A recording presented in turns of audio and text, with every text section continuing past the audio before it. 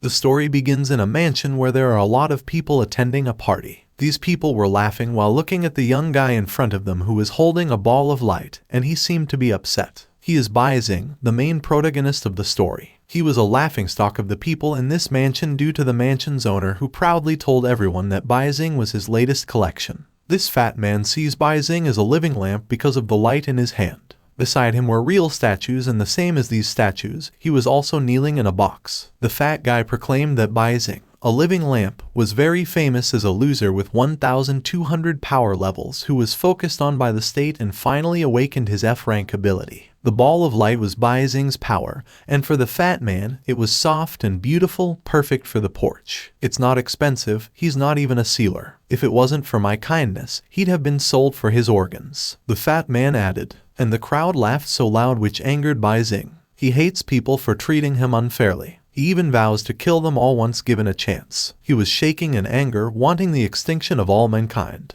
This world where they lived was polluted. Without warning, without a pattern, disaster struck. The statue of the Imperial Valkyrie has mutated. A 100-meter-tall regiment of stone giants was summoned and leveled the beautiful city. The Mana Trench was transformed into a dimensional vortex, and an army of aliens swarmed out. Advent Island was completely covered in fungus and overrun by demons. The handmade item shop in Sterculia Leaf City was transformed into a two-dimensional picture book and appeared randomly all over the world. A large number of buildings and humans have been sucked into the book, and there's no way to escape. The falling leaves that float over their shoulders, puppy on a leash, things on the right hand, and any objects can turn into pollutants. In just half a year, the human population has plummeted from 12 billion to 6 billion. In a moment of despair, the sealer appeared. They are human beings empowered by pollution. Endless wealth, honor, power, and status flew towards them. At the same time, they are also responsible for sealing the pollutants. They became heroes, the last guardian of mankind. At the present time, Baizing suddenly transferred to a school. He looked at his surroundings, then realized that he had been reborn. He was smiling in satisfaction. And up until this time that he had been given another chance to grow stronger. He still hates humans and he wants them all to be exterminated. He was determined to do it, and he was planning to start in this school he attended, specifically in the sealer qualification exam. While thinking about his plan, a big guy suddenly tapped his shoulder. "Yo, Baizing, I've been looking for you. Do you want to hide in the crowd?" The guy said. Baizing stares at him with anger, knowing that this man is Kim Fukit, the lone shark who ruined his family back in his previous life. Back then, Baizing didn't dare to fight against him since he was really too weak. Right now, he hasn't responded to Fukit, so Fukit concludes that he doesn't have confidence in this examination. Fukit calls everyone's attention just to bully Baizing in front of everyone. "Baizing, you know who that is, right? He's been interviewed on the official program. A genius who was tested at 1,200 power level 3 years ago. The future of humanity," Fukit stated. Most of the students then laughed, and some even pointed a finger at Baizing as they could not believe that Baizing would awaken a useless ability at such a high energy. "What a shame, with a powerful level like that, I could have gone straight to the office," one student said. Fukit then laughed so loud and strongly tapped Baizing's shoulder while telling him that he was being watched by everyone again. "Only by becoming a sealer can you sell for a good price and pay back 1/10 of what you owe. Otherwise, your organs may be found all over the world, and your bones, my daughter's puppy will love them," he added. Baizing secretly smiled a little as he remembered something. He recalled that in his past life, Fukit died in a pollutant incident without giving him a chance to take actions. He suddenly grabbed Fukit's collar and said, "You're so loud. You sure ate a lot of breakfast, didn't you? How much shit does your daughter's puppy have to take to feed that mouth of yours?" As expected, Fukit felt insulted. He clenched his fist, planning to punch Baizing while asking him to repeat what he said. "Come on, hit me in the face, don't be polite. How can you explain to the boss if I can't pay the loan?" Baizing calmly said. Fukit grits his teeth out of anger. Baizing then told him that he was the one who didn't have confidence since he got scared of punching Baizing. Fukit pushed away Baizing and concluded that Baizing had been hiding his confidence for 3 years now. He then warned Baizing to pass the examination, and Baizing formed his hand like a gun and said that Fukit had been marked. He then walked away while telling Fukit that he must not run so they could meet again soon. While walking in the aisle, other students are mad at him and avoided to look at him straight in the eye. Some told him not to come to them, seemed like they were not scared of Baizing. Bai Xing then smiled in satisfaction, believing that this treatment from these people is human nature. 3 years ago at the entrance exam site of Huan City No. 2 Middle School, Bai Xing was one of those examinees. He introduced himself on the stage and proudly informed everyone that his dream is to become a powerful sealer, defend mankind, and seal all the pollutants in the world. Around the age of 16, some humans awaken special abilities that are unique to them. As long as they meet the 3 criteria of ability level and combat, they can become a sealer. Ability is a skill, and power level is the amount of energy they have, like MP in a game. Higher levels allow them to unleash their abilities more often, and at a higher intensity. The crowd at that time was surprised when he had 1,200 power levels, and they concluded that he would become a pillar of the country in the future. After checking his power ability,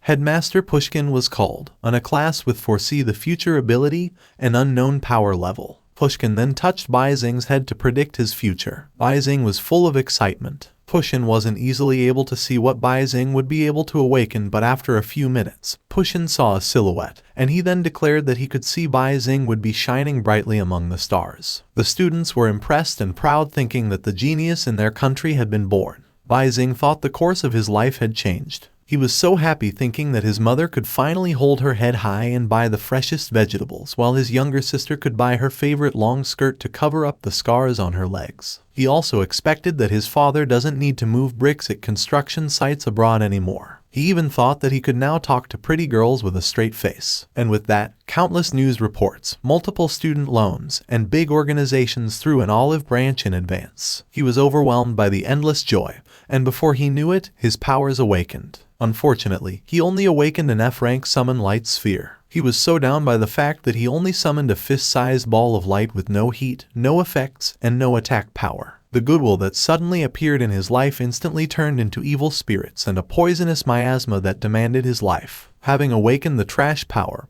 he lost his qualifications as a human being. He became a loser born with 12 power levels. Several companions and sealer teams bid for his service, but all suffered losses. Because of his ability, there were people who thought of a career plan for him, a light factory and becoming a light bulb, and he will be known as the King of Light. People also said that he's one of the biggest jokes in the history of the sealers. All the benefits were withdrawn, and only the small house was used to pay off the debt. His mother fell ill, and his father, who was set up by Kim Fukit to sign a loan shark contract, took his sister to hide abroad. He was forced to take the sealer's entrance exam, and only after he passed could he pay back the money. At this moment, he was holding his information card while telling himself that recalling his previous life is still the same as it was in his memory. In his memories, the lady behind him was included. This lady was holding a sword with a fierce reaction. When all humanity is extinct, Bai Xing knows that only she can stay. After waiting for an hour, the speaker was turned on. Candidates' attention was being called. Everyone then looked at the examiners in front of them. The lady in the middle, Examiner Xia Ju, informed everyone that the pollutants for the exam had been released on the campus, and the sealer exam would begin soon. From their own team to search for pollutants and seal them, no external force is allowed, and the entire process will be monitored and evaluated by the relevant personnel. She then announced that the sealer exam had officially begun. She wished good luck to everyone, and all of the students then immediately looked for a team.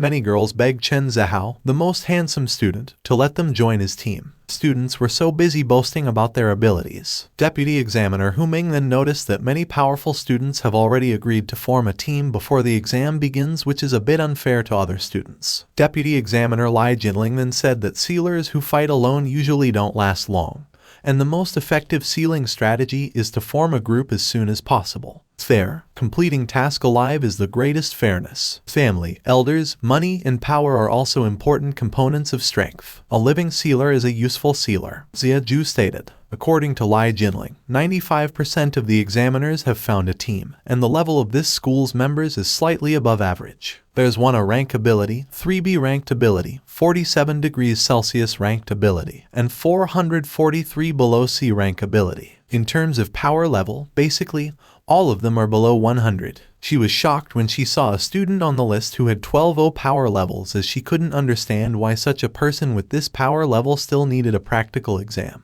Hu Ming then informed her that the student she mentioned also doesn't have any team that wants him. After 10 minutes, some of the students already had a team. There was a student who begged to let him join since he wanted to become a sealer, but then the man he begged pushed him away, knowing that he was only an E rank. Baizing saw it, so he approached the man and invited him to form a team together. Who wants to team up with a loser like you? It's because we're too close that I'm having trouble leveling up. The E-rank guy angrily replied. Baizing then reminded him that his ability was only an E-rank, but then the man felt insulted and suddenly punched him in the face. He fell on the ground while the men warned him to stay away from home. Baizing was bleeding. He angrily stares at the E-rank guy and he remembers how this guy wanted to get close to him back then since he was known as powerful. The E-rank guy continued to beg the other team, leaving Baizing suffering and pain. Surprisingly, the lady earlier handed him a handkerchief and told him to wipe the blood on his nose. He then gave thanks to her and the lady stared at him for a moment. Knowing that she hadn't awakened her powers yet,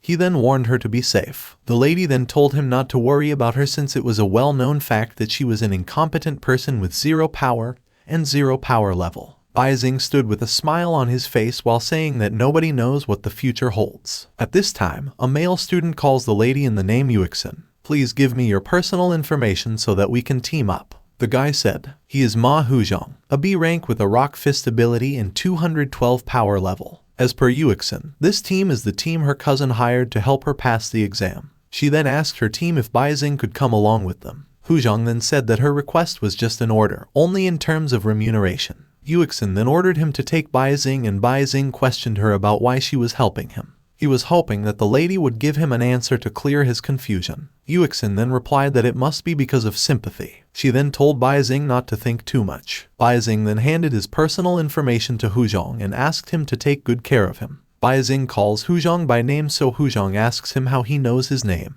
Baizing then replied that it was because his light sphere could illuminate the unknown, so he used it to see into Huzhong's mind. Huzhong was impressed while Yuixin was surprised, thinking that Baizing wasn't a loser after all. But then, Baizing then immediately told them that he was just making it for fun. After a few minutes, the exam has officially begun. All teams were asked to enter the school building area to search for and trigger pollutants. A group of 4 students headed their way. Chen Zihao belongs to this team. He's a C rank with lava earth ability and a power level of 37 points. With him are all girls and all D rank. Gray, with a plant growth ability and 12-point power level. Wang Yichun had accelerate heal ability and 28 power level. And lastly, Liu Zhengchu, with a stun stance ability and 8 power level. Zihao was hoping to find some natural pollutants around in this area. Gray then pointed in the other direction while telling Zihao that she was sensing something in the flower beds through the plants. Zhengchu then volunteered to clear the way. She then hopped while the 3 were following her. A huge root suddenly comes out from the underground, so Zhengchu declares that something is coming. A huge plant then appeared near Zhengchu, so she immediately jumped away. This plant is a cannibal 4-leaf, a demon clover E rank with an 18-point power level. Another plant also comes out beside the 2 ladies. These were the cannibal 4-leaf clover F3, and these are a total of 18. The plants surrounded them, and Gray then said that she could not suppress them all. Zihao then ordered Zhengchu to use stun and buy him some time. Zhengchu immediately used her stun stance and informed Zihao that she could only hold it for 8 seconds. Zihao was smiling and told Zhengchu that 8 seconds would be enough. He was striking the ground using his Java jet, and all the plants were suddenly flaming and instantly died. The raid went well. Is everyone alright? Zihao asked. He then stood and Zhengchu found the core of the pollutant leader. Zehaon then concludes that it should now be referred to as sealed cannibal 4-leaf demon clover E18, and he volunteered to hand over the task. According to him, once the core is planted, it will turn into a pollutant again, no longer producing a leader, but a constant stream of cannibal 4-leaf clover F3, turning it into an infinite resource. He also claims that the sealer objects are the most precious treasure of mankind, so he believes that the glory of mankind will last forever. At the same time, Baizing's team was still exploring. Baizing at this moment was just calm walking, so Yuixin warned him to stay alert, knowing that they would run into pollutants at any time. Baizing then told her not to be afraid since their captain was a B rank. But deep inside him, he was annoyed that Huzhong wasn't able to find any pollutants yet and his patience was losing.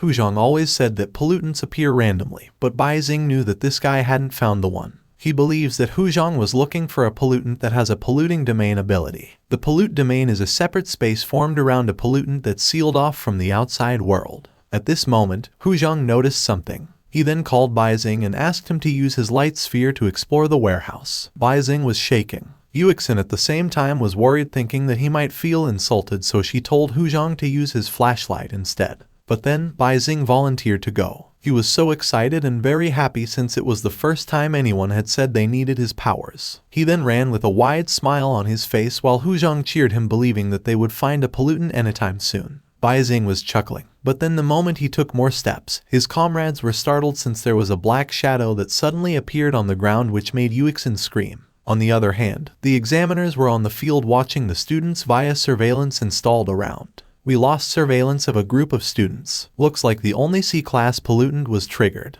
Jinling said. Xia Ju then told her that it was fine, knowing that dying is also a common occurrence during an examination. Going back to Baizing's team, Baizing activates his ball of light since they had entered the warehouse. There was a huge spider in front of them. It's a crypt demon spider, C rank 124. Huzhong then told everyone to stop walking and follow his lead. He then gave an order to Wang Qian, the man with a hat, a C rank with sound control ability and 79 points power level. He will be the one to control the noise and not let the demon spider wake up. Beside him is Liu Jinzi, a B rank with arachnid bloodline ability and 137 power level. And this guy received an order from Huzhong to go and try to subdue the demon spider. Captain Ma, why don't we clean him up first, to reduce the burden? Wang Qian said. Yuixin then inferred by reminding him that their family's money used to pay for them to help her pass the examination doesn't include killing innocent people. Huzhong then told both of his men to listen to Yuixin instead of talking nonsense. He then told Baizing to stay away and be good as a streetlight. Hang him from the ceiling, and we'll have a better view, Jinzi said, and the three men then laughed together. At this moment, Yuixin tells them to be careful since she feels something isn't right.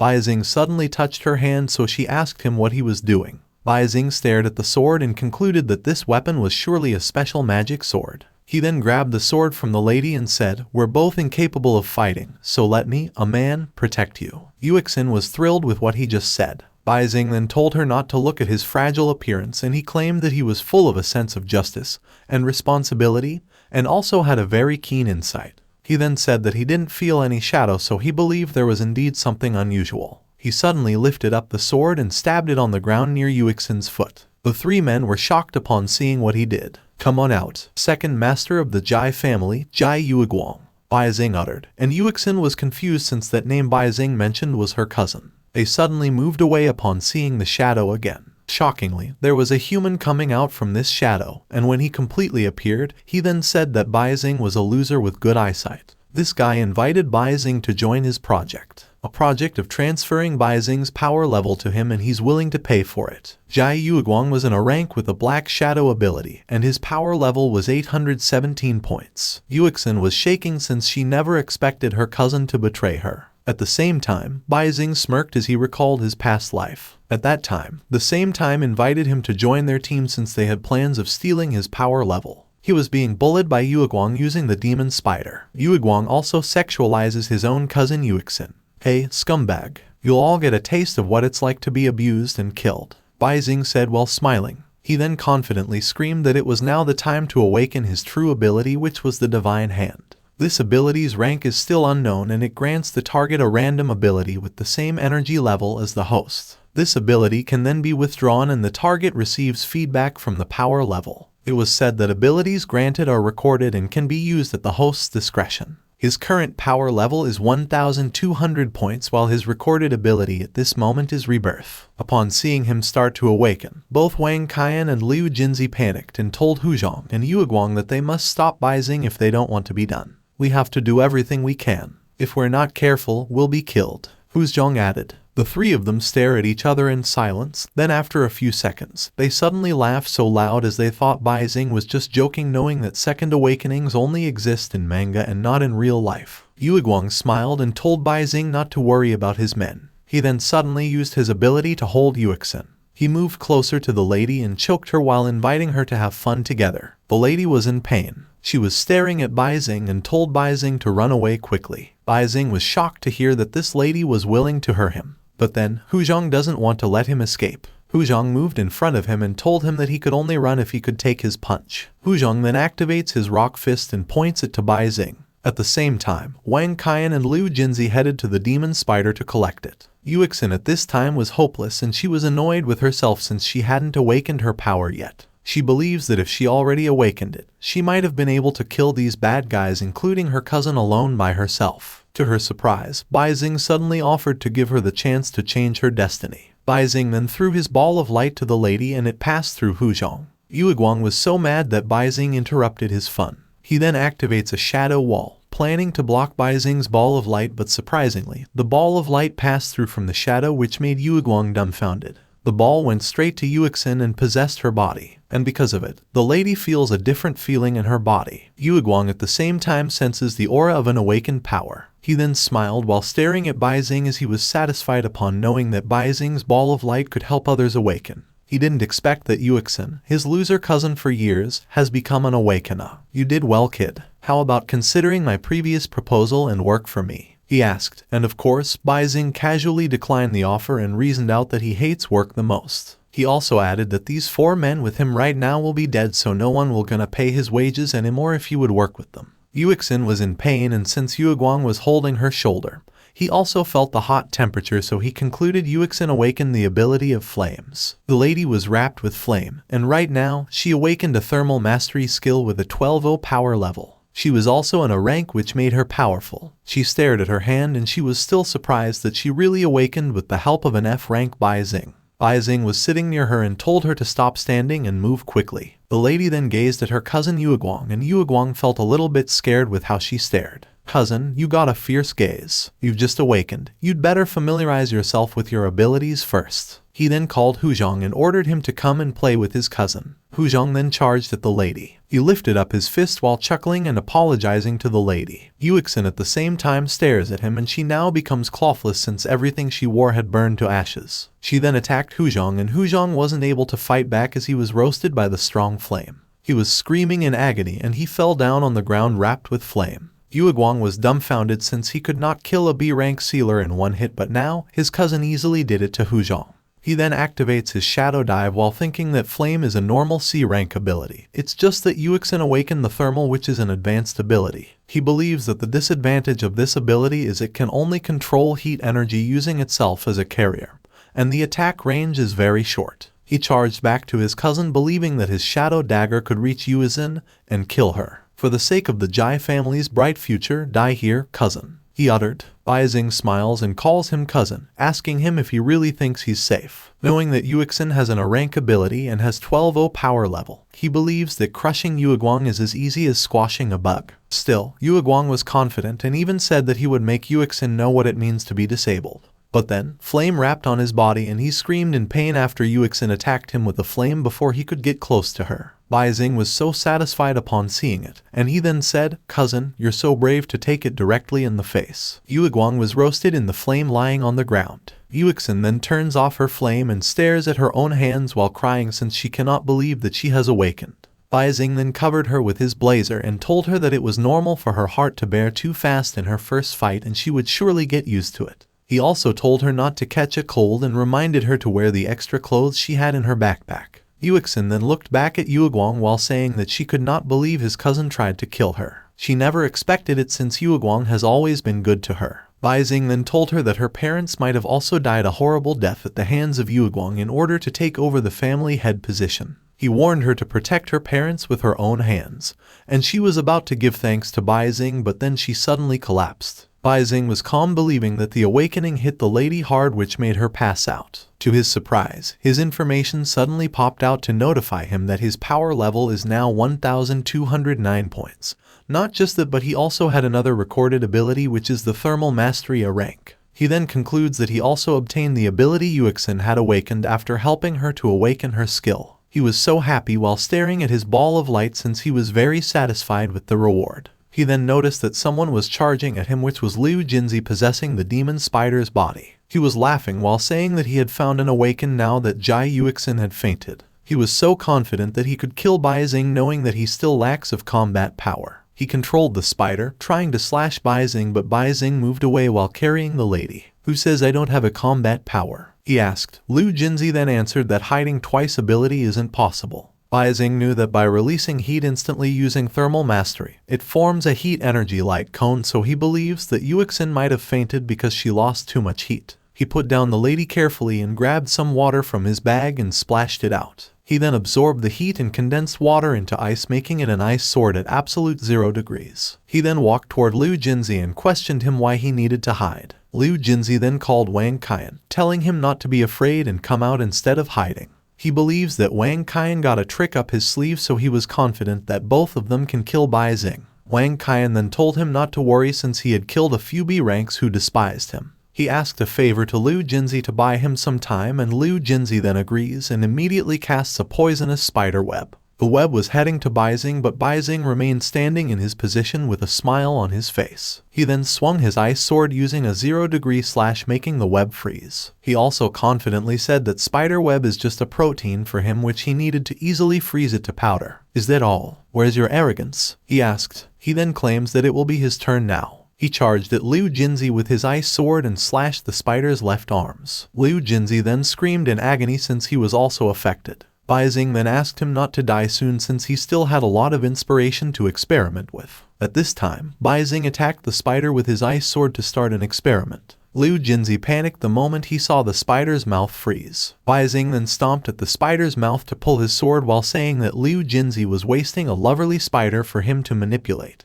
He then raises his sword, adding the spider's poisonous blood to turn it into a poisonous ice sword. He was so satisfied seeing how huge the sword was. After a few seconds, it formed perfectly, and Bai Xing then declared that his experiment was now over. He lifted up his sword and told Liu Jinzi to eat it. He attacked the sword to Liu Jinzi, and Liu Jinzi immediately bent his upper body while telling Bai Xing that he couldn't kill him. "I am one with the demon spider. If you kill me, the polluted domain will break," Liu Jinzi said, but deep inside, he was so afraid to be killed. Liu Jinzi then told him that he was right. He moved his sword away from Liu Jinzi, and he was aware that Jai Yueguang was the one who arranged this assassination with the aim of utilizing the characteristics of the polluted domain to destroy all traces. So now, he realizes that he had to keep the demon spider alive until it's done. At this moment, since he paused, Liu Jinzi sees this moment as an opportunity to attack him. He then released himself from the demon spider and went straight to his companion. According to him, if his arachnid bloodline loses control of the demon spiders, it'll unlock the polluted domain and run away when it feels its lives are in danger, so he was sure that the spider still has a chance. He won't survive. "I'm accumulating the power of sound. Kill him, kill him, kill him," Wang Qian uttered.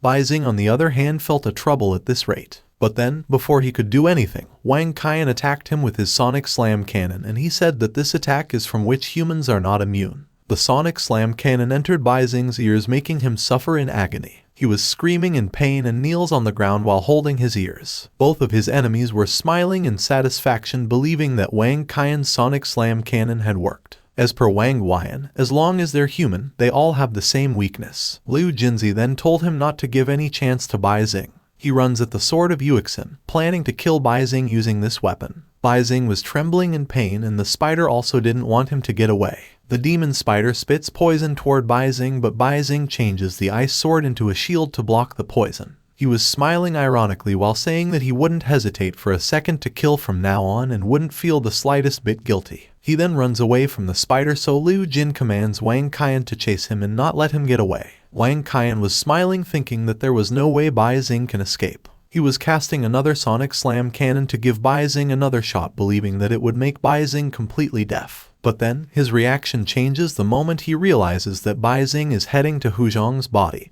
and probably uses it to threaten them. Bai Xing overheard his conclusion. He smiled at him and said, "Threat? No, it's for your own benefit." He then used his ball of light and granted Hu Zhong 1,200 power levels.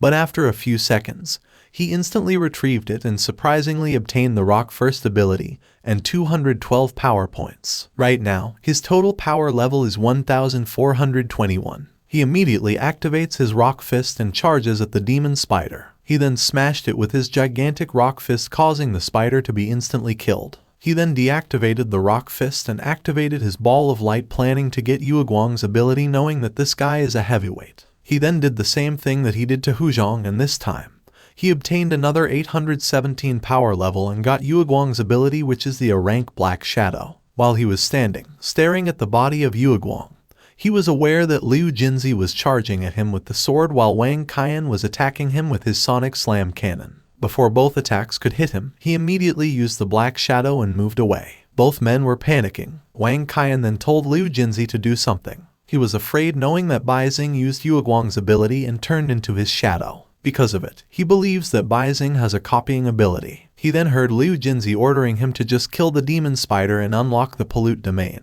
But then, he paused when he felt someone behind him. Baizing wrapped him in the shadow and copied his C-rank sound control ability. At this time, Liu Jinzi was shaking in fear since he was now alone. It would be too difficult for him to persist in front of me. Do me a favor, let's do one last experiment, Baizing said. He was standing behind Liu Jinzi and said that Liu Jinzi would bring a plague to all mankind if he succeeded. And if it happened, Baizing was willing to send himself to hell. Baizing then combined his abilities. According to him, Rock Fist forms the base, Shadow Magic reinforces and fuels it, and Heat Energy and Sound Waves combine to form a Thermal Energy Cannon. He then points his special newly formed ability at Liu Jinzi while saying that this was his special attack to kill Pushkin, and he calls it a Hellcrusher Gold Cannon. He widely smiled and fired the cannon. A strong blow of attack comes out and Liu Jinzi panicked upon seeing it. He screamed in fear but he wasn't able to escape from it. Baizing was satisfied and he was glad that his experiment had worked. After the commotion, he then used his shadow ability to go back outside the warehouse. He brings Yuexin with him and he is glad to see the pollutant successfully sealed. He was holding the sealed demon spider and he said that they were now good to go since the traces inside the warehouse were clean. But to his surprise, there were people behind him. It was the examiners with the other students. He then asked them what they were doing in this area, but then examiner Ziaju didn't give him a direct answer but instead asked him Yueguang's whereabouts, accurately saying the name Jai Yueguang. Baizing concludes that these people are colluding.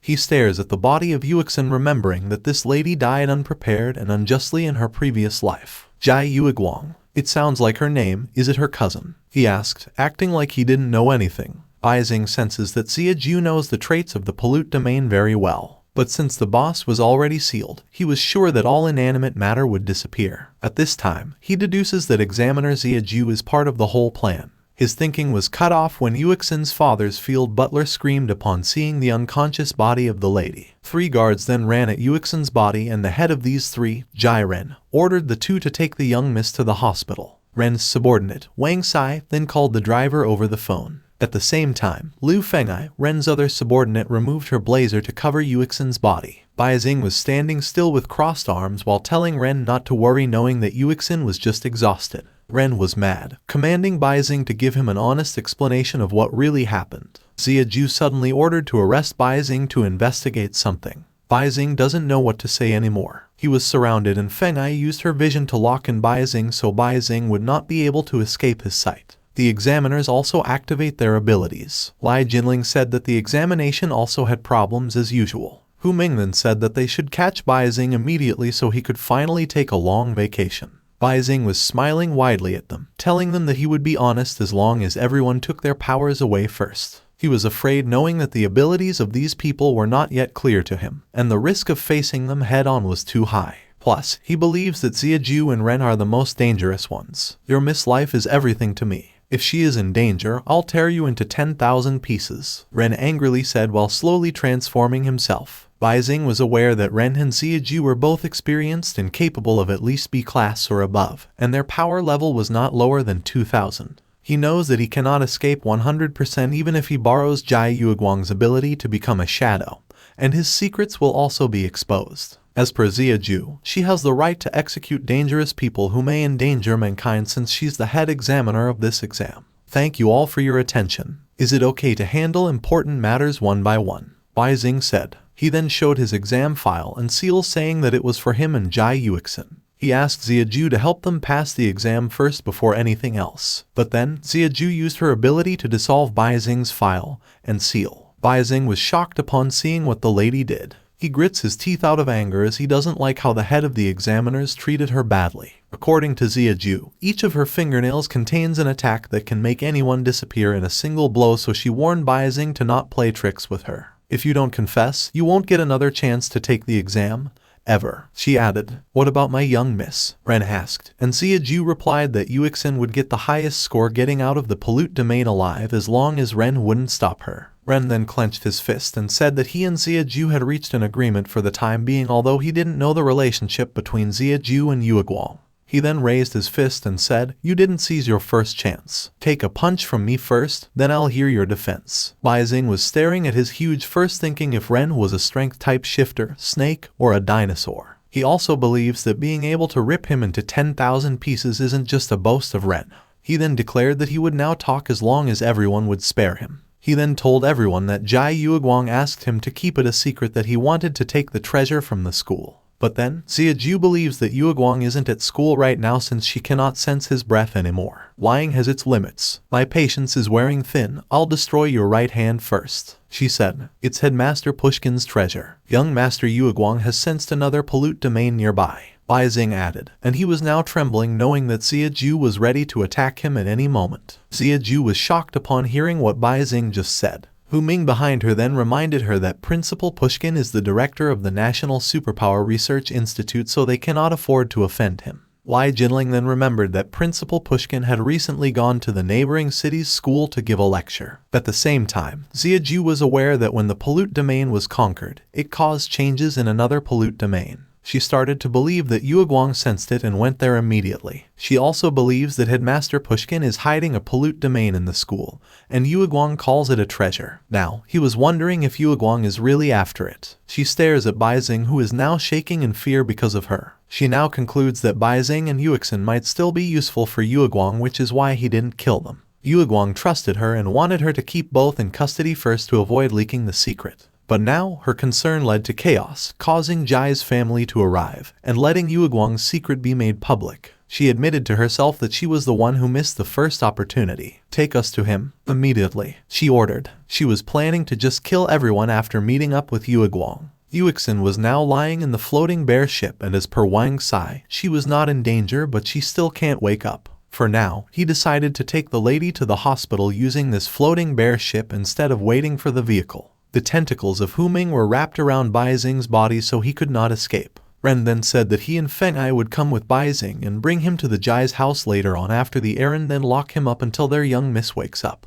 Baizing stares at Yuexin leaving. He was annoyed that these people around him didn't know where they stood. He knows that it's also not easy for the lady, and he wonders if they could meet each other again. He suddenly smiled ironically, thinking that he had been pushed to the brink, so he decided now to also go to the brink together. They then headed back to the main building of the school, and while walking, there were people gossiping about Baizing, calling him the king of the lamp factory. He also heard someone saying that it was right for him to be punished by the head examiner. A lady also accused him of cheating, believing that he was capable of doing it. Not only that, but he also heard someone laughing so loud saying that he surely hugged onto Jai Yuexin's thigh, and that he was useless. When they were in front of the main building, Baizing lied that he saw Yueguang come in this way, and mentioned Headmaster Pushkin. He suggested to check the headmaster's office. He immediately activated the shadow while they were entering the building. He let the shadow go to Pushkin's office, and when they arrived, Ziaju was shocked upon seeing Yueguang's shadow. "Yueguang, what are you doing?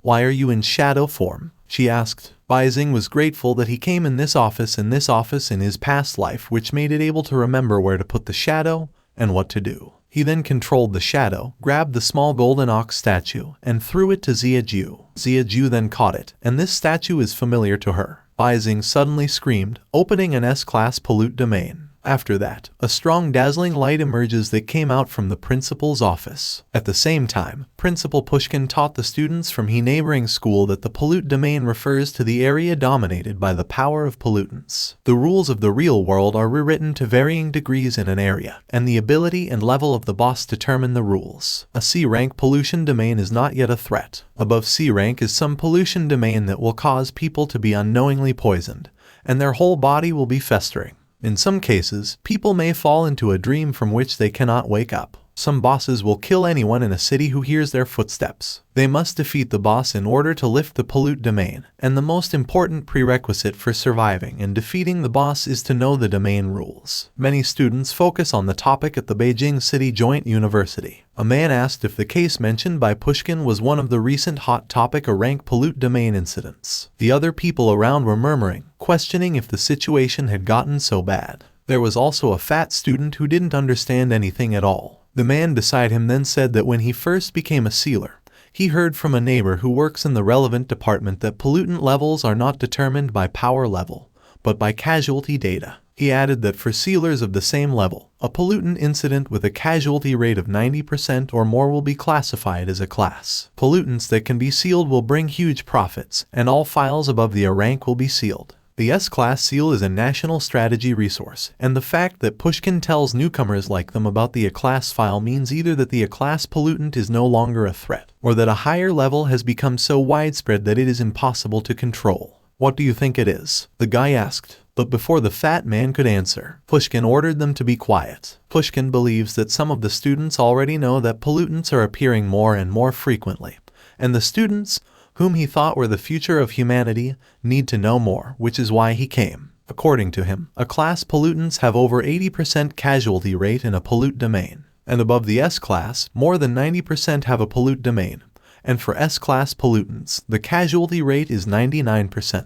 The students were terrified, thinking that they would surely die once they met the S-Class pollutants. One guy also asked Pushkin if the previous S-Class incident really been resolved. Headmaster Pushkin, as the world's strongest prophet, can you tell us if humanity will perish? A lady asked, and Pushkin then said that she had a good question. His answer is that in 3 months, the fate of humanity will usher in the turning point. Going back to the Huon Academy, the school was covered with different aura. Baizing was smiling since it was because of him, and this was the S-Class pollute domain. Ziaju then asked what was happening upon seeing the pollute domain. She was expecting that it was because of the golden ox statue, so she asked the shadow, believing that it was really Yueguang's doing. The shadow suddenly ran toward her, but then it only passed through her. When she turned her head around, she then saw Baizing smiling, so realized that everything was done by Baizing. Baizing then activated a shadow dive, and he successfully freed himself from Hu Ming's tentacle. Ziaju then orders everyone to stop him, and Hu Ming immediately casts a deep-sea captivity with the confidence that he can catch Baizing easily.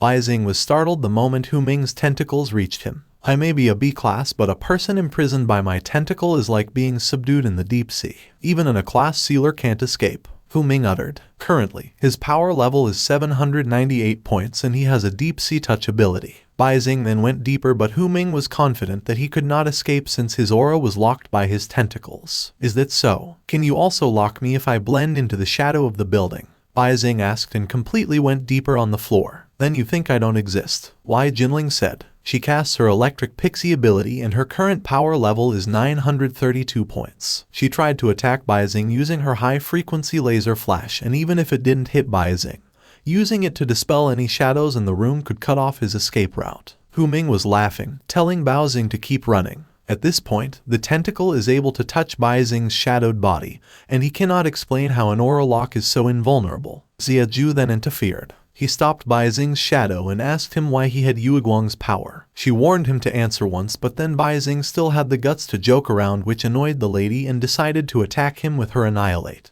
But then, he struck using the Sonic Slam cannon, and the 3 examiners were affected. The glass in the building shattered to pieces due to the loud noise made by the Sonic Slam. The examiners were trembling. They covered their ears using their hands, and they complained about the pain. Where did he go? He can't get far after being hit by my Annihilate. Go after him, Ziyu said with annoyance. Unfortunately for her, Ren transforms into a beast, and he advises Ziyu to save her life. This scope of pollute domain is at least a class. And going to young Miss side, Ren said. He then jumped on the wall and headed somewhere else while his subordinate chased him. Ziyu was staring at him, leaving, thinking that he might have found out something. The Jai family's research on pollutants is unique, which is why she accepted to help Jai Yueguang annex the Jai family. She pointed in the direction where Ren was heading while ordering both Hu Ming and Lai Jinling to follow Ren closely and find a way to leave this pollute domain. Since the sky became red, the students were curious to know about what was happening. One student then said that it might be the signal of the next round of the sealer examination. There was also a male student who believed that there was a pollutant in the school's main building, so he wondered why no teachers decided to come out. Right now, Baizing was at the top of the building. His one arm was cut off, so he was annoyed that he still lost an arm after his rebirth. He wondered if this was the power of fate, but then he kept believing that he would surely win this time. He smiled widely while telling himself that he would never let Pushkin succeed in 3 months, and he vowed to take everything from that old man first. The team of Zehao also noticed that the sky had become red. They were so clueless about what was going on, and there was a man from the other team saying that the whole school was covered with this aura so they could not escape. Zehao was annoyed, thinking that this might be part of the examination. He didn't want to die, so he was planning to use the students to figure out the rules. He doesn't care whether these students would die or not as long as he lives. He then called everyone's attention, commanding them to come to him and listen to his words. He was smiling confidently and lied to everyone that this scene was another part of their examination. He told everyone that the examiner might be watching from somewhere, so they must work together to get a better grade.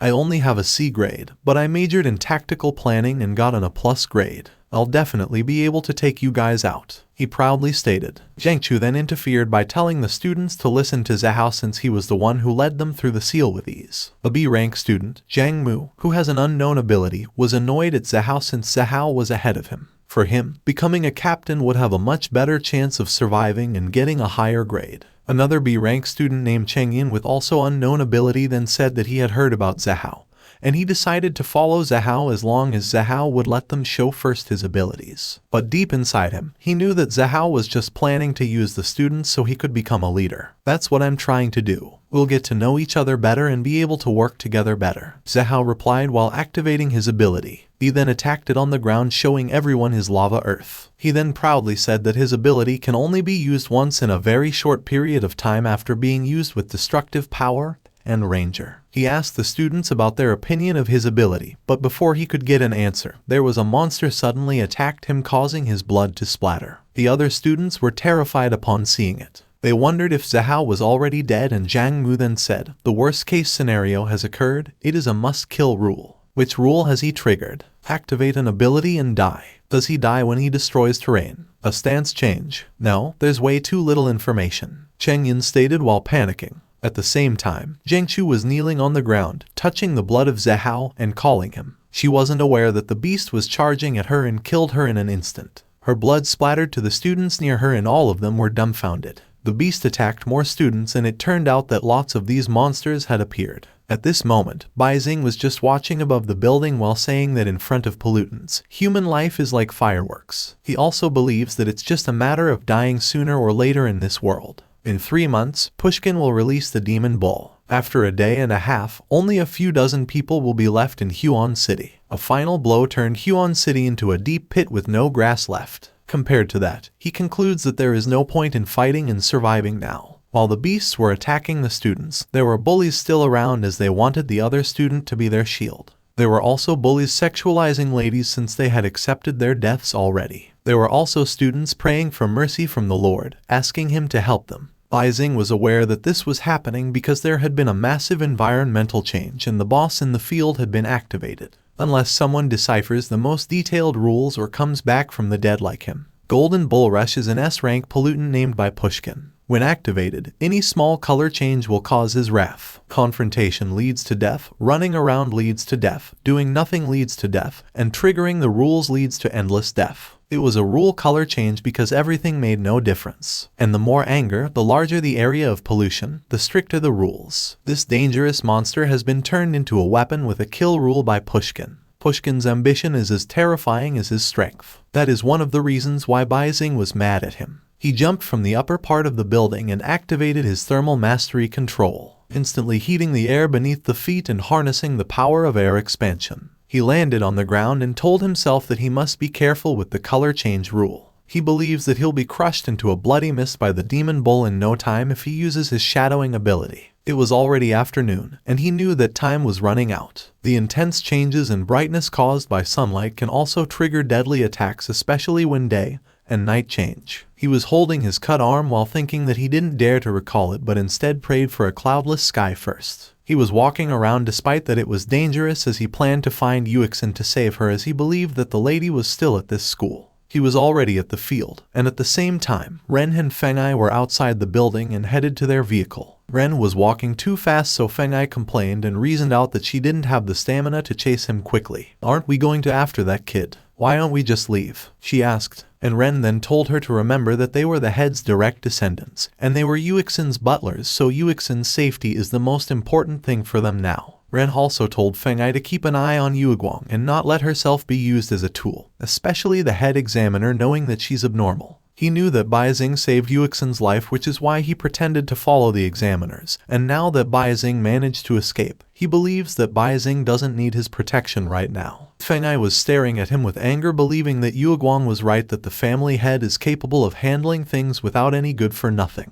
She smirked, thinking that there was no point in being smart right now, and shockingly, she decided to kill Ren to make way for Yueguang. When they reached their vehicle, Ren then asked Wang Sai about Yuexin's condition. Wang Sai then answered that the lady is still unconscious and the doctor said to wait. Wang Sai and Feng Ai were staring at each other's eyes, giving a signal to get ready for Ren's execution. Both were C rank. Wang Sai had an energy ray ability with a 501 power level, while Feng Ai had a vision ability with a 392 power level. It turned out that there was a bomb below the car, and they believed that this would be enough to send both Yuexin and Ren to death. There was an energy light switch in the hand of Wang Sai, and he will only needs to pinch it, and another light ball placed next to the bomb will create an impact and detonate the bomb. Unlike the newcomer, Wang Sai grew up with Yueguang and Yuexin. He has risen from E rank to C rank. His background is good and his strength is the proof. He believes that he will naturally be able to rise after Yueguang takes over as head of the family, which is why he agrees to kill those who hinder Yueguang from getting the throne.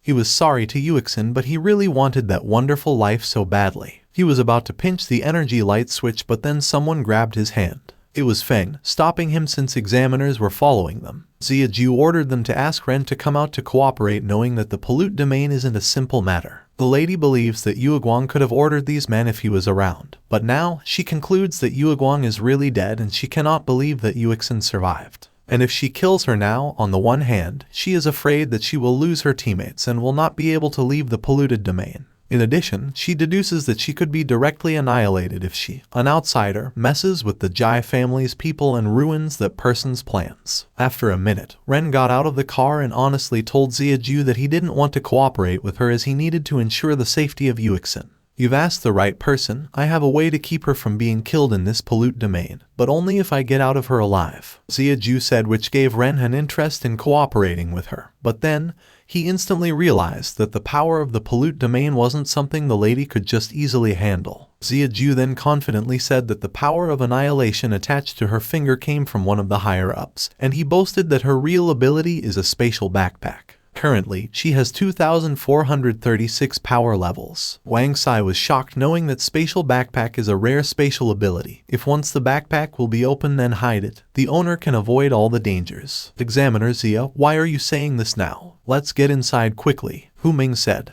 Right now, Ren understood that Ziaju could provide a shelter for Yuexin and they would work together to escape, but then the lady questioned him about who made a fortune by researching pollutants, why he sealed the pollutant, and how he could give up such a high-level pollutant. Ren then said that the more he learned, the more he was afraid. In the face of pollutants with a pollute domain, he knew that there was another ironclad rule in addition to the knowing the rule. According to him, pollutants are infinite and humans cannot fight them. The only thing that can fight a pollutant is another pollutant. While he was explaining, Ziaju cut him off and informed him that her spatial backpack is only 2 cubic meters long. And with her, there's only room for 3, so if they don't break through the pollute domain, she believes that half of them will be killed or injured. Ren then accepted the deal, but he wants that Yuexin will be the one to go in first once the crisis comes. Ziaju then told him that her plan was to gather all the living students and gather information. But for Ren, she had a bad idea, knowing that there was a greater chance of triggering the rules the more people were gathered. We need to ask the D for information, not the living, he said. He then ordered Feng Ai to use her vision to look at the traces of death so they could analyze them. Feng Ai then does what he orders in order to survive this matter. Ziaju was annoyed at Ren, thinking that he was a wise person who didn't pin his hopes on others. She then ordered Jinling to check all the students' information starting from a rank downwards. She also asked Hu Ming to lock the information photo and use his tentacles to grab that person. She was smiling since her original plan was to let the living people die for her, then she would add a few good words to their CVs since she believed it would only make them slow if they would ask the dead for information. Jinling started reading the students' information. She mentioned a student named Yin Zio on a rank. All of them were unaware that Baizing was just nearby. He was listening to them using his C-rank sound control and his in effect amplified sound. He was smiling, thinking that these people were ruthless for grabbing students to test the rules for them. For now, their plans don't matter to him since he was thinking of how he could get Yuexin. He could see that Ren is very loyal to the lady, and his problem is that the butlers and examiners were just mixed up together. He looked beside him when he noticed someone had come. It was a lady and she panicked, telling Baizing not to kill her, and she claimed that she was useful. "What's your use? Prove it to me in one sentence," Baizing said. The lady then said that her name was Yin Xiao Xiao and she was afraid knowing that Hu Ming's tentacles would catch him in 17 seconds. She suggested Baizing use her as bait and then retrieve Hu Ming's abilities. Baizing was hesitant. He asked the lady what was her ability. He held the lady's neck and the lady then informed him that the tentacles of Hu Ming were coming. "They will realize that ignoring me is their biggest mistake," Baizing uttered. He then activates his ball of light, bestowing Yin Xiao Xiao. The tentacles of Hu Ming wrapped the lady, and at this moment, she obtained an additional 500 power level. It turned out that her ability is a mind probe. Hu Ming at this moment was shocked when he noticed that he gained an additional 1000 points of power level. But then, Baizing retrieved it. He lost all of his power levels. He fell on the ground very weak without knowing that it was Baizing who stole his power level. Baizing let go of the lady and also retrieved back the 500 power level he temporarily transferred to her. He stomped at the tentacle of Hu Ming and used his ability to shadow Hu Ming and change color. Hu Ming at this time was being shadowed. His companions were alarmed upon seeing what just happened to him. Ren then told everyone to back off and he immediately carried away the vehicle. It turned out that there was a monster heading their way because of the change in color that happened, triggering Hu Ming to be attacked. The monster grabbed Hu Ming's body and unalive him, and witnessing it made Xia Ju dumbfounded. She immediately casts her spatial backpack, planning to escape. At the same time, Baizing formed his finger as a gun and then activated his Hellcrusher gold cannon.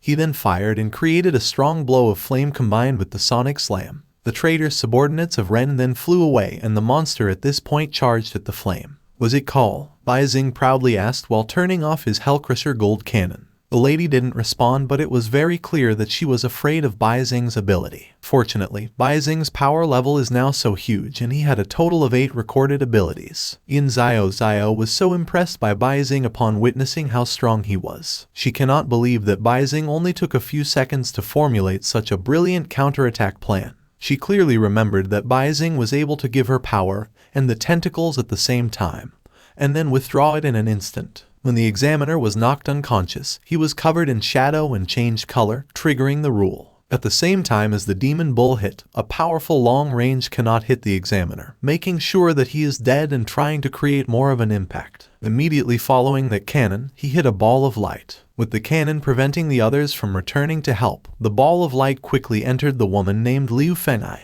and stole her abilities. The massive heat caused a color change in the ground, leading to a second impact from the demon bull. If someone had come back to help, they would have hit it right away, and then more battle strategies would have been added. For Xiao Xiao, Baizing had a fast reaction speed, a terrifying battle sense, a decisive action, and a ruthless heart, and she believes that this series of powerful attacks will cause a famous rank expert to suffer great losses at the hands of Baizing. Besides, the result of her mind probe is the same. She discovered that Baizing knows the rules and is manipulating them. Because of Baizing, she gained hope for her survival. "Keep praising. You want me to save your life with just a few words?" Baizing asked, and Xiao Xiao was dumbfounded upon knowing that Baizing also took away her abilities. Baizing then told her she was right, that he had seen everything. The lady was embarrassed and screamed. Then she heard Baizing using telepathy communication telling her to shut her mouth and be quiet. Baizing also informed her that if she weren't so useful, he would have killed her. The lady was qualified for Baizing to be his companion since she's someone who can communicate with him silently through a mind probe. "If you cooperate with me in gathering students with potential and let them give me their abilities, you will live," he said. He then bestows Xiao Xiao the Rock Fist ability and 1000 power level, as he believes that this would be enough for her to suppress all the students. Right now, Xiao Xiao already had 2 abilities, and after granting her the power level and new ability, Baizing then commanded her to move. He also warned her not to escape as he could sense her in the entire pollute domain.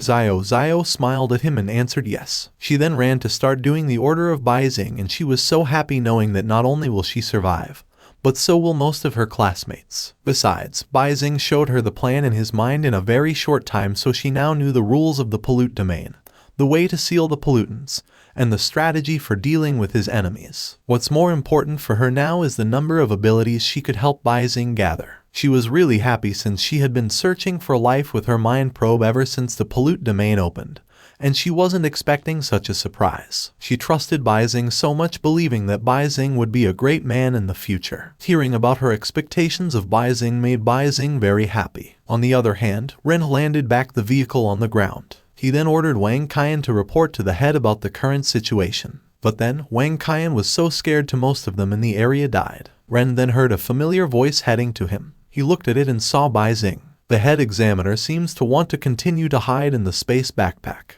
Baizing said. Ren then ordered Wang Sai to take care of Yuixin for now. Baizing touched the ground while telling Ren not to act rashly. He claimed that he could instantly trigger a rule attack, and it would be even more powerful than the two just now. He planned to back the ground until it changed color. He uses his sound control and there was a golden light emerges from his mouth headed to Ren. He uses the mind probe to let Ren know that Jai Yuiguang wants to kill Jai Yuixin and take away the position of the family head. He also informed Rene that the examiner and the two people beside him were Yuiguang's people. Plus, he mentioned the bomb planted under the car. Ren at the same was shocked to hear a voice transmission. But then, Ren won't believe Baizing. He charged at Baizing and said, "How dare you threaten me with young Miss Life? Whether it's true or not, the Jai family is in an internal fight, and the weak are only looking for death." Baizing was calm. He was smiling, thinking that Ren wanted to test him. He didn't want to back off since he also wanted to try out his new ability. He then activated his tentacles while Ren was about to grab him. But then, before Ren could touch him, he wrapped the tentacles in Ren's arms. Still, Ren tried to resist, which made Baizing tremble and confirmed that Ren really had an unbelievable strength. He believes that with his 1000 plus power levels, it's still not strong enough to crush the dinosaur Ren. "Is that all you got?" Ren asked. Baizing thought that shadowing and thermal mastery are easy to trigger the rules, and the other abilities were support types, so the only solution he was thinking of was to quickly bestow and retrieve the power to transform. But that would also trigger the rules. He then saw Wang Sai, so he lied to him that Yuiguang wants him to take care of Yuixin. "Hurry up and I can't stand it anymore," Baizing added. Ren then looked at Wang Sai's direction, then he confirmed that Wang Sai really had bad intentions to Yuixin. Wang Sai activates the switch of the bomb while saying that he really knew Yuiguang didn't give up on him. Ren then charged at him at a fast speed, grabbed him, then lifted him up. Ren squeezes Wang Sai's body and Wang Sai's blood splatters. He also vomited blood and he moaned in agony. "I'm unwilling. Explode. Let's die together," Wang Sai uttered. But then, Baizing activates his ball of light and destroys the switch by stealing all of his power levels and copying his ability. Ren then threw Wang Sai away and he now had 0 power level. Before Wang Sai landed on the ground, the beast attacked him and unalived him instantly. "You made me kill him, there were other ways," Ren said. "So what? I don't care if you all live or die. If you can keep Jai Yuizhen safe, you're worth something. I'm going to give you a test too. Listen to these words," Baizing replied. He then called the head examiner, asking her to come out. He told her that it was safe now for her to come out as long as she was not wearing blood-stained clothes. He uses his tentacles to approach Examiner Jinling while informing Examiner Ziaju that Yuiguang is dead, so she must not follow him with his evil deeds. "From now on, we should take care of plants and trees to protect the environment," he added. He used deep sea suppression and choked Jinling. Jinling was suffering in pain and she could not even activate her abilities even if she wanted to. And as expected, Baizing also stole her power level and copied her ability. He ironically smiled and proclaimed that Examiner Jinling's ability would also be his ability now. And at this moment, he now had a total of 10 recorded abilities and 4,236 power levels. On the other part of the school, someone took a talisman from his pocket. This guy's name is Zhang Tian with the codename Polluted Bandnote. He is a C rank with a 135 power level. When using a talisman, it forms a protective shield from pollutants for half an hour. He raised the talisman while confidently telling everyone not to be afraid as he took out the sealed item that he had treasured for so long. He then activates the power of the talisman by pasting it on his forehead. A bright light appeared and the protection covered him. He then laughed and said that the protection was really working. With this, he was sure he would be able to walk out of this place. However, he was attacked by the monster and his protection was completely useless. He was stabbed with its horn, causing him to die instantly. His blood splattered. Everyone was terrified. Cheng Yin cannot believe that Zhang Tian prepared a valuable seal for the exam, which was supposedly very effective in protecting life, but still ended up triggering the rules. As per Zhang Mu, Chen Zihao's summon lava, Peng Cheng's water link turns the ground into a lake, connecting it to the water outside. He then concludes that changing the environment is prohibited. In addition, Chen Zhao's teammates died. He concluded that touching blood is prohibited. Wang Tao used his mobile phone to call for help and was killed the moment the screen lit up. In short, using electronics is prohibited.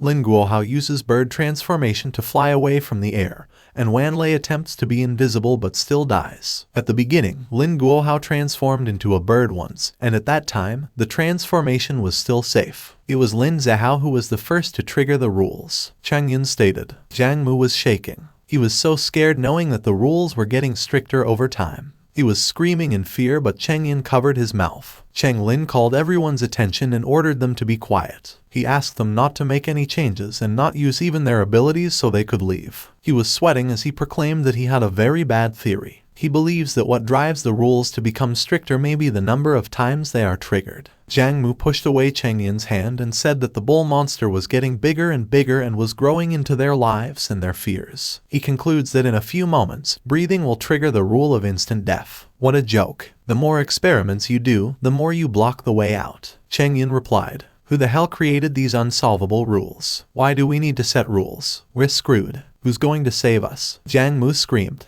Cheng Yin then also shivered while stating that the speed of light is 300,000 meters per second. People are dying. And there are 60 seconds in a minute. He punched Jiang Mu's shoulder and said that he didn't care who was the one who made the rules. He aimed to survive and he suggested Jiang Lu find a way together to crack the rules since they were both B ranks. They both then heard someone claiming that the specific rule was a color change. Both men asked who it was, and it turned out that it was Zhao. She introduced herself as the strongest and only a rank mind reader among the current students. Only I can save you now, she said. But most men were annoyed at her believing that she was spitting nonsense. She still continued to speak, stating that she could probe minds, feel thoughts, and uncover the secret of the human heart. In addition, not only does she have a strong sixth sense, but she can also sense mental fluctuations that are unfavorable to her. She informed everyone that in her panic, she sensed the killing intent of certain death, so he used his wide-ranging mind probe and found something very interesting. Cheng Yin tried to interfere, but Zhao commanded her to shut up and just listen. She then told everyone that Beijing is a regressor who knows the changes in the future and is preparing to destroy all of humanity. What the hell? He's a human himself. Jiang Mu reacted.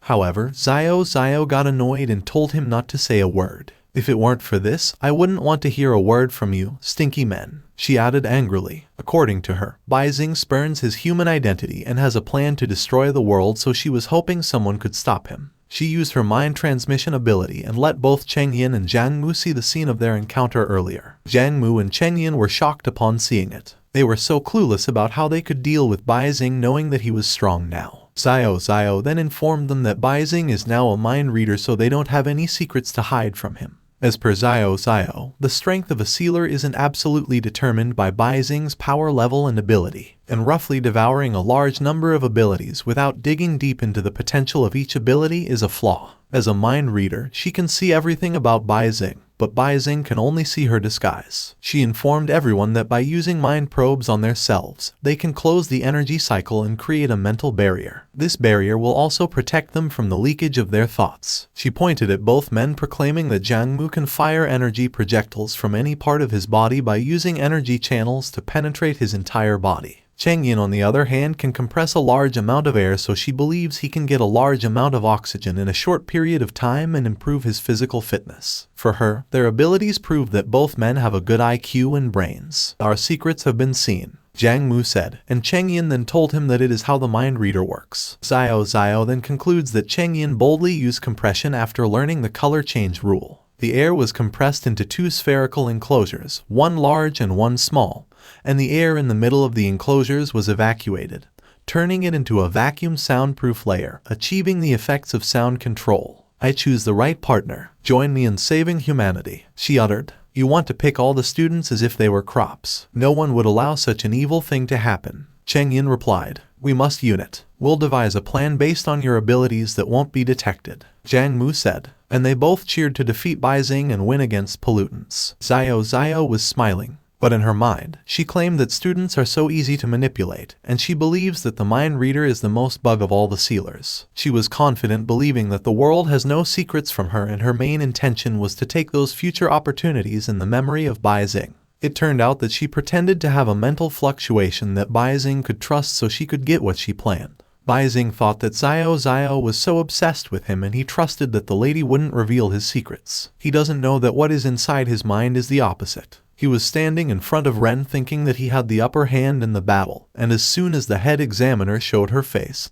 he planned to launch a fierce attack. He also believes that Xiao seems to understand that staying in the space backpack is invincible. He was annoyed since he originally thought all examiners were inexperienced in combat and only relied on their abilities. He turned around and informed Ren he was leaving. He also used his voice transmission to tell Ren to protect Jai Yuzin and kill the remaining examiner. He then activates his energy light C rank and ties it to the second floor. He rises, leaving Ren dumbfounded upon knowing that he stole Wang Sai's ability. Ren then expected that Yu Guang's shadow ability was also stolen by Baizing. He wondered why Baizing remained unknown despite that he had such an veil-devouring power. Baizing's attention wasn't on him. Baizing continuously reaches the upper floor of the building. Ren then also decided to forget what he was thinking, but he told himself that it wouldn't be easy, but would show Baizing the true strength of the Jai family. The clues he knew right now is that Jai Yu Guang wanted to kill Jai Yuzin and take away the position of the family head. The examiner and the two people beside him are his people. There's a bomb planted under the car. It's obvious for him. At the same time, Baizing used his sound transmission to tell the head examiner that it was now safe as long as she did not wear blood-stained clothes. Ren didn't forget that Baizing asked him to look after Yuzin, and he thought this time that Baizing had a chance to take the lady away. He looked slightly behind him as he felt someone was coming out. It was Ziaju. She didn't wear a top. She was annoyed, stating that she wanted to go to the beach for vacation right after the exam, but she didn't bring any spare clothes. Hey, I could stayed hidden until the incident was over. But this scourge was causing S-level incidents and persecuting my kind. Let's work together to catch him, shall we? She stated. Her priority is to win over the people of the Jai family and hand Ren and Yuzin from Baizing, expecting that she could avoid the danger. I agree with you. Please put young miss in your space backpack so that we can lower our guard and work together, okay? Ren replied. There are still smart people in the Jai family. You can come and work for me in the future. You can set any conditions you want. Ziaju added, and Ren replied that there was no problem. He thought that there was finally a solution to the exam now. On the ground, students gathered. Cheng Yin and Zhang Mu told everyone that they were now saved because of Baizing. At this moment, people believed Baizing was a genius. They were expecting that Baizing would lure the pollutant boss into this ground, so they just needed to attack with all their might. Both men then used their minds, reporting to Xiao that everyone was ready to attack the pollutant. As soon as Baizing shows his face, they will claim that the pollutant is trapped inside him and they will attack him. They were sure that Baizing wouldn't be able to find anything even if he could read minds. Their students are truly hidden dragons and crouching tigers. I didn't expect there to be so many highly destructive abilities when I asked them to explain theirs, Cheng Yin stated. Zhang Mu then added that Chen Zihao, who died first, was really a clown. At the same time, Xiao was staring at the students. She was satisfied that she was able to think of strategies to avoid and reverse the use of the mind probe. Baizing. Principal Pushkin believes that you are more like a pollutant than a human and must be sealed for the benefit of humanity. I've changed my mind too. Before you grow stronger, you will be imprisoned here and become my slave, she uttered silently. Back then, Baizing was brought into an operating room by Pushkin. He was sold by the wretched rich and he thought that Pushkin would save him. I'm sorry, but this is for the best, isn't it? Pushkin said. He then asked for a surgical scalpel blade number 20 from his assistant Hers. He told Baizing not to be afraid since the operation would be over soon. He then cut Baizing's chest down to his stomach. Baizing was in real pain.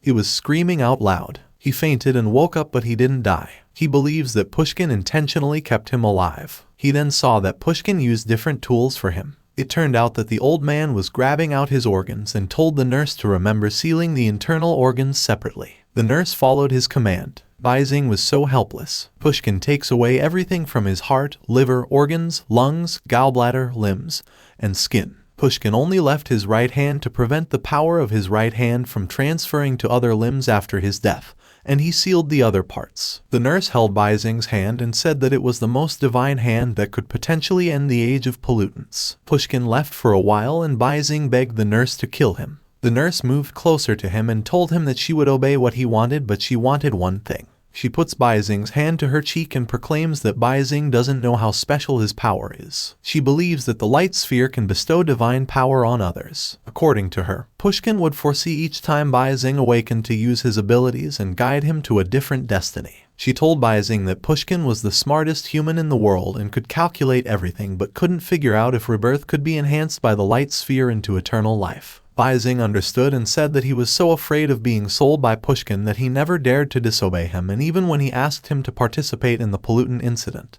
he didn't even dare to refuse just to limit his awakening. Since you're going to die, then give me the light sphere and I'll give you a good time, the nurse said. Baizing was stuttering, but he agreed with what the nurse wanted. He summoned his light sphere and let it get inside the nurse. The nurse was so happy. However, Baizing feels like he has triggered his ability. His anger suddenly rises. He was mad, questioning why everyone treated him like he was weak, like some kind of piglet to be slaughtered. He then retrieved his light sphere. The light sphere comes out from the nurse's body, causing her to be startled. Baizing then hides it in his palm. And at the same time, Pushkin came back. Pushkin, my death, did you see it coming too? Baizing asked. He grabbed a scalpel and stabbed his own eyes. These memories of him came into Xiao's mind. Do mind readers feel the same pain when they go through other people's memories? Baizing asked. Xiao panicked and turned around. She was looking in the direction of Baizing, who was standing above the building. She asked him why he didn't come down. Baizing was smiling at her and asked, you know where you still have other secrets. Why are you standing so far away? Come down here, the students are very grateful to you, Xiao said. They were both using their minds to communicate. Baizing told the lady that they should only use mind probe to communicate since he was quiet and shy, which is why distance for him is perfect. Since you can read minds and will, what do you think of pollutants people? He asked. Xiao concludes that Baizing was referring to the opinion expressed by some minor experts that human power comes from pollutants. As per Xiao, Baizing can jump 3 meters, run the 100 meters in 3 seconds, and throw a balloon like a bomb. Even if he blows through his eardrums with sound, his body can quickly repair it. Even if he's burnt to a crisp by a superheated heat bomb, he can still hold his breath. But apart from the mutation of the body, the human heart is even more seriously polluted. She added that food safety, human trafficking, bullying, and oppression, big countries arbitrarily lead wars, and small counties are divided into rich and poor. And even the sealer exam must adhere to the policy of cultivating insects, and human life is as cheap as grass. We are all still students, don't worry so much. It's normal for adolescent boys to have dreams of changing the world, she said. Normal? Is it normal for you guys to gather against me? Baizing replied. Xiao was shocked and confused, questioning if the mental barrier wasn't working and why Baizing found it out. Baizing then replied that he had never trusted humans and that he was careful in his actions. He sat down and added that he had given her his memories to watch but hadn't had a single care or pity. Doesn't treat one's own kind like cattle prove one is a pollutant? He asked. Xiao then told him that there is a limit to what he can dream. And for her, humanity needs the ultimate power to end the age of pollutants, and all sacrifices are worth it. Sacrifice is an understatement because you're not in a rank talent. Maybe you can sacrifice your abilities and power levels to me, Baizing replied. Xiao is mad at him and calls him a demon. Attack him quickly. He's in the school building. He sealed the boss inside his body. Kill him and everyone will be saved, she screamed. The students were shocked and immediately prepared their weapons to fight against Baizing. Jiang Mu then told everyone to be careful not to trigger the rules, and he claimed that his energy channel could collect everyone's energy and concentrate it. Cheng Yin then also asked everyone to concentrate on him since he was the only one who could attack from a very long distance. He believes that after receiving everyone's power, compression might be able to kill Baizing in one strike. Xiao laughed and asked Baizing if he would still dare to indiscriminately slaughter hundreds of students. Everyone then gathered their energy into one and let Cheng Yin receive it. Baizing was calm, waiting for them to attack. He then pointed above and suddenly activated a shadow clone combined with his energy light. He let the shadow clone hang in the sky. I read it. He asked the electric pixie to use energy light to hang the shadow clone in the sky. As soon as the electric pixie sends a bright light behind the shadow, the black shadow will cover us and trigger the rule, Xiao stated. Baizing activated his sound control volume amplification and told everyone that Xiao's statement was right. He explained that when an object loses its light, it also loses its color, which also triggers the rules. Not good. We can't let him succeed, Jiang Mu said. Cheng Yin activates his compression ability while saying that this can only target entities and won't affect Baizing's shadow. You want to harm me? I'm just trying to protect myself. I promise you'll die when you attack me, Baizing said. Jiang Mu then pointed at Xiao and proclaimed that he was aware Baizing could read mind. He then declared that everything was Xiao's bad idea, and he begged Baizing not to kill him. He was shocked when Baizing attacked him with his light sphere and told him that he wouldn't kill him if he gave him his ability. Without permission, Baizing stole Zhang Mu's B-rank energy channel, and this ability can build any form of energy channel and can concentrate, split, and export energy. Not a bad ability. You can build a channel in the body, connect the right hand, and use any part to bestow it. Bestow, he screamed. Lots of light spheres appeared and Baizing attacked everyone to steal their abilities. All the abilities were concentrated on him and he now has a total of 60 abilities. I thought highly of you, but you all have low-rank abilities. Did the high-rank one die early? Baizing said. Everyone was weak. They were lying and sitting on the ground shivering in pain. Xiao was so mad at Baizing. She calls him a demon once more and tells him that the headmaster won't let him go. Baizing walked away and told them that they needed to pay the price for trying to attack him and that leaving only one power level was a punishment for them. According to him, these students won't faint. When day and night alternate, these students will see the demon bull descending from the sky, and no one can escape. And after the night, he will have the chance to seal the golden bull. At this time, Pushkin is still at the neighboring school. He was preparing his things to leave. He put his hat on and told the teacher that something bad had happened at the school so they needed to hurry back. The teacher then told him if he was in a hurry, he could rent a private plane instead of driving. Old people tend to be more traditional, and there's an old man in the sky who doesn't like me. Pushkin replied. Pushkin turned around. He calls the teacher in the name Sui and commands her to stay while he goes back with Lin Kai. He then called Lin Kai and told her that he could not handle those seals without her. The bull seal was lifted, and my powers have been restored. It'll be easy to seal it again, but won't work for nothing. Pick one of my collections, Lin Kai said. She then followed Pushkin, leaving Sui speechless. She was staring at Lin Kai leaving, but Lin Kai suddenly teased her. At the same time, Ren carried Yuzin to let her enter the space backpack of Zaiju. Hurry up, after putting her in, we have to work together to catch that kid, Zaiju said. Ren was about to enter while Zaiju told him to hurry up. However, Ren senses some suspicious intentions of Zaiju. He immediately slid backward and jumped away from the portal. Zaiju closed her space backpack and asked Ren how he found out about her plan. Ren puts down Yuzin and says, after you put young miss in, you're going in too, don't you? Zaiju walked toward him and stated that she heard what Baizing said before he left, that both physical changes and environmental changes would trigger the rules, and considering Hu Ming's death, she could say that Baizing was spitting facts. He tipped you off, so I went ahead. With the power of annihilation under my fingernails, you must obey me, she uttered. Ren then told her that from his observation, his nails would also change color after using its ability, and she would also face danger. Zaiju then replied that doing nothing is also dangerous, and for her, it's enough to kill everyone who's in front of her the moment the rules were triggered. She informed Ren that she would remain in her position until Ren brought her the body of Yuzin. Ren then raised his hands and decided to do what Zaiju wanted. He asked the lady to let Yuzin enter her space backpack and let him leave in peace. He added that the doctors behind him were harmless and ordinary. He told Zaiju to open the space door to the farthest place and let the doctor put Yuzin in. Zaiju agreed with him. She then opened the space backpack without knowing that Ren discovered that it took her 3 seconds to open the space backpack by hand, and taking his cue, he believes Zaiju discreetly opened the door at 2 meters, although the doctor cannot threaten her. However, it will take her 1 second to hide in the space backpack. For him, what was in his mind was a gamble. The doctor was heading to the space backpack to put Yuzin inside. But then, Ren suddenly tripped her so she fell on the ground. At the same time, Zaiju's attention was diverted. Ren saw this as an opportunity to do his plan. He grabbed the car and threw it towards Zaiju. You're seeking death, she screamed. Ren knew that Zaiju had 3 options to deal with the situation. Option 1 is to destroy the car. Option 2 is to reopen the portal on her side. And option 3 is to jump through the open portal. In the end, Zaiju decided to choose option 3. She runs to her open portal believing that it is the wisest option.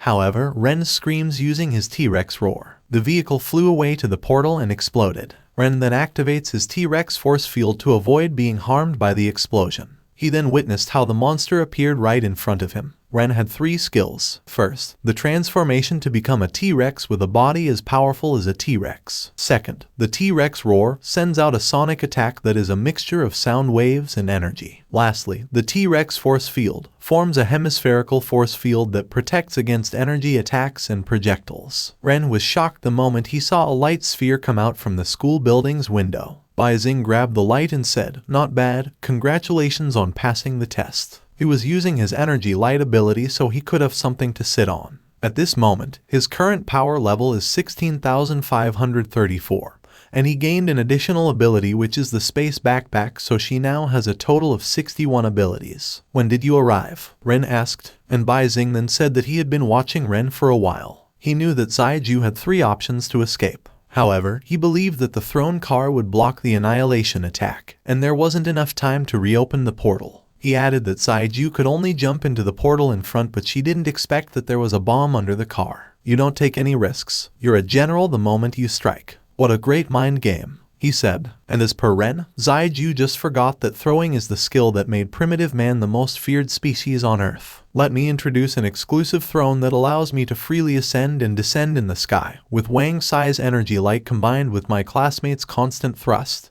Isn't it cool? Baizing stated. Isn't it just an improvised escalator? Anyone can do it with a pulley, Ren replied, which flustered Baizing. Ren told Baizing to turn it into a hot air balloon or an airship. Baizing was annoyed, claiming that he could make super cool UFOs instead. Baizing decided to hang out with Ren for a while. He told Ren that this thing happening now was an S-rank pollute domain, and if it weren't for special circumstances, he would have sacrificed millions of people to know the color change rule. How is this possible? When did this happen? Is it in a classified file? Ren asked. Don't ask if you want to know. I like you, so I'll tell you the specific rules before it gets dark. Baizing replied. According to him, the statue of the golden bull is a seal covered in some golden substance that he doesn't know about. When it comes into contact with a person, it unfolds a polluted domain. Second, when the pollute domain unfolds, it remains asleep. When a color change larger than his own size appears, it'll be awakened and start slaughtering all the color changes. Some summoned a huge chunk of magma. Third, the color of an object comes from light. When sunlight disappears or is completely blocked, all creatures that have lost their color are considered to have undergone a color change,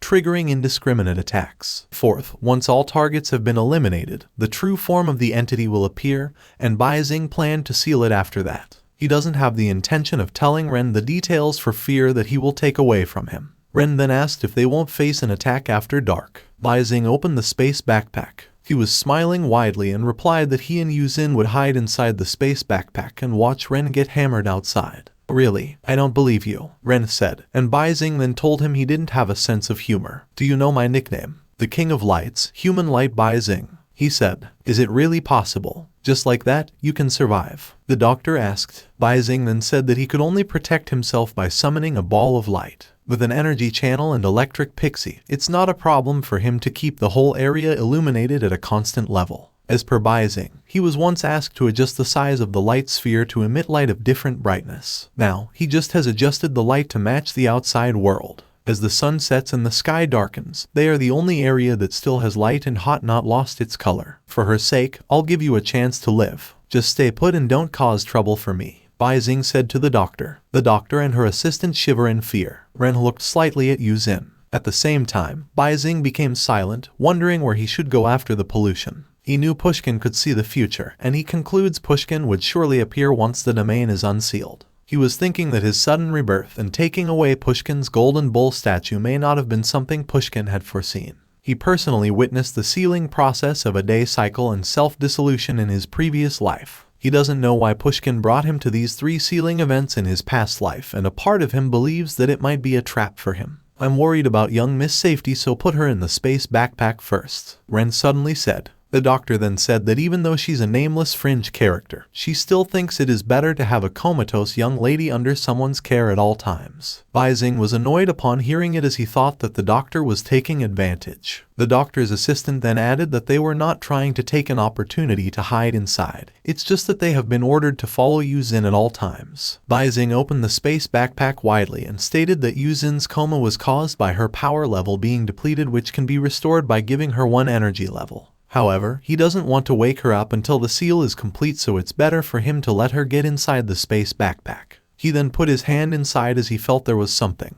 He then grabbed the undies and clothes of Zaiju. He immediately throws it away while saying that there are only a few supplies left, which means there's enough room for the doctor and her assistant. Both then immediately rush to the portal, and Baizing then says, if you dare to make a move on Ju Yuzin, I can open the portal and kill you at any time if I'm not dead. If I'm dead, you'll be trapped inside forever. The doctor and her assistant, together with Yu Xin, then immediately went inside the space backpack. Baizing then closed it immediately. At this time, the sky becomes darker. Ren then told Baizing about it, and Baizing asked him if he was scared. Ren then said that the Jew family has never been afraid of pollutants. Mess inside mess, right? Baizing said. Ren then stated that geniuses and exalted individuals who are bent on having their own way will inevitably be ostracized.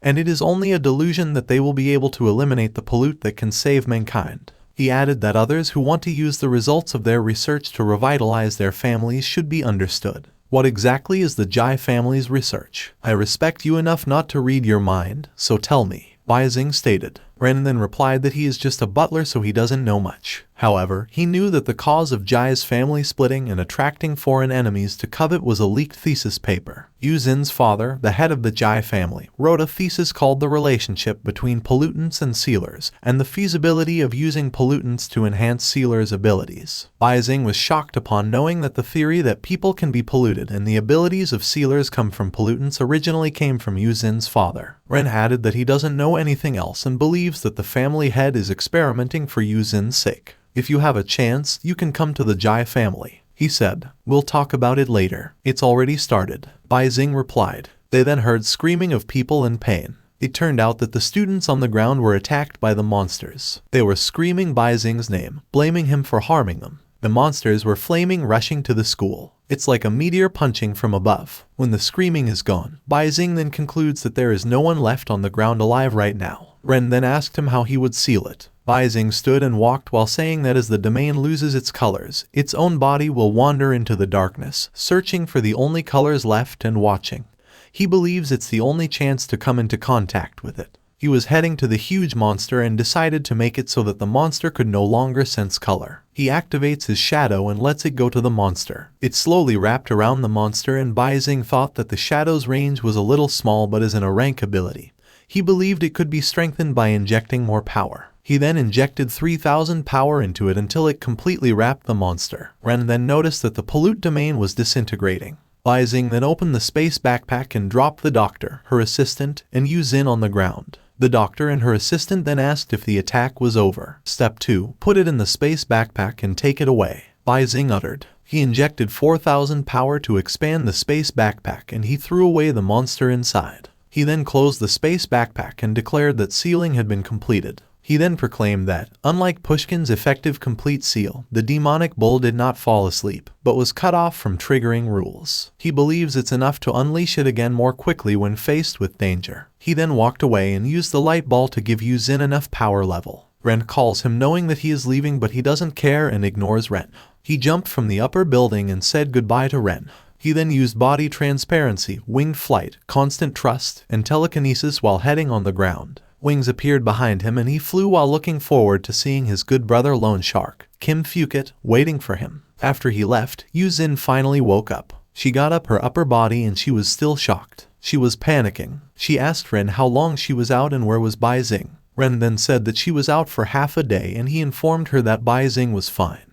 The doctor then declared that the power level meter shows that Yu Xin's power level is now up to 1200.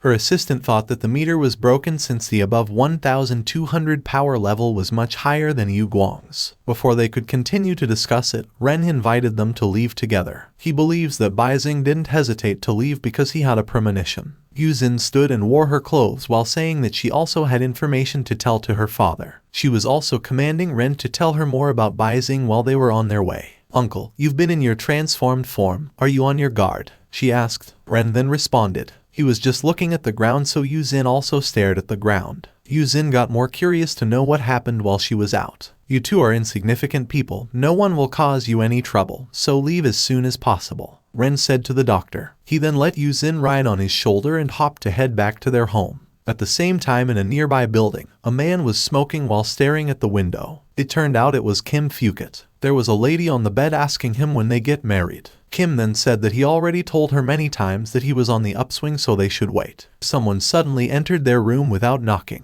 It was a kid together with a huge dog. "I love seeing humans stick together the most," the kid said. The lady was panicking, asking Kim where the kid came from. However, she realizes that the kid is Kim's daughter since she is calling him dad. Kim then claimed that the kid was really his daughter. He was single and was divorced. The lady was so mad, accusing Kim of lying. She was asking Kim to give her clothes so she could leave. But then, Kim leaves first while telling his daughter to get close to the lady. The lady was calling Kim, but Kim didn't dare to look back. He closed the door and continued to leave the room despite that he kept on hearing the lady screaming in anger. He exited the building without knowing someone was spying on him. He called his boss over the phone to report that they collected 8 debtors for today over 10. His boss then acknowledged him for doing a great job and said that he trusted him the most. Kim was so happy, thinking that his life was going really well since his boss trusted him, and his daughter also awakened at the age of 10. His boss told him that he was being watched. However, the signal wasn't good, so the voice was a bit choppy. His boss then said that he would arrange for his work later as his superior. Kim was confused since his boss told him he could take a day off after collecting debts. He doesn't know that the one talking over the phone was Beijing, telling him to report on today's business. Report. I just told you, I already sent the money. I went to 10 houses today and collected 8. Kim said with annoyance. He looked in the other direction as he felt someone staring at him. He was shocked when he saw Beijing.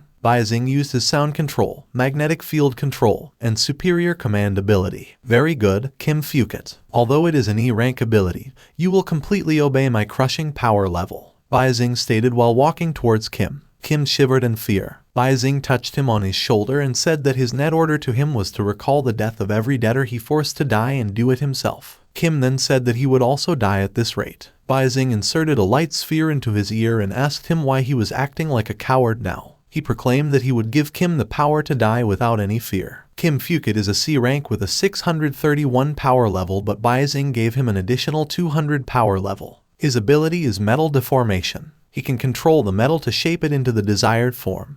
The more complex it is, the greater the consumption. He also had extreme survival. Whenever he's on his near death, he will permanently consume power levels to repair the most fatal injuries. I'll give you an extra 200 power levels. You can survive many times. You're not bad at all. Consider it interest. He copied Kim's ability and then he used his power to push Kim to the road to let him cross and get hit by a truck. Kim's blood splattered as the truck bumped into him. Beijing walked away, but he already said that Kim would hit the wall, jump off a building, slit his wrist, hang himself, set himself on fire, and jump into the sea. He went through the house of Kim and knocked on the room where Kim's daughter was. He knocked and lied it was a delivery. The dog checked who it was. Beijing then widely opened the door and saw that the dog had a human body, so he thought it was just a mascot. He then saw Kim's daughter on the bed playing with the lady. Big brother, are you here to play games with me? Check out my new leg, they're my dad's favorite, the kid said. The kid then asked Beijing if he wanted to become one with his dog. Play? Sure, but only if you follow my rules, Beijing replied.